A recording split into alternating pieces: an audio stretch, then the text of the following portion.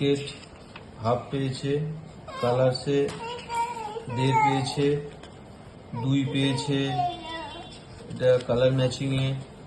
R observation with subject, হ্যাঁ, এটা পেয়েছে 10-এ 4।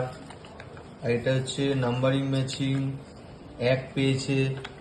আর এটা হচ্ছে এটা ম্যাচিং, এটাও পেয়েছে 3 পেয়েছে ম্যাচিংয়ে। তারপরে এইটা হচ্ছে অবজারভেশন উইক সাবজেক্ট, এটা তোমার 20-তে 14।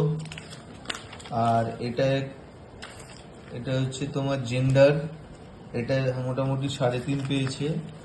আর এটা 4 পেয়েছে, হ্যাঁ, পিকচার্স এতে 4 পেয়েছে।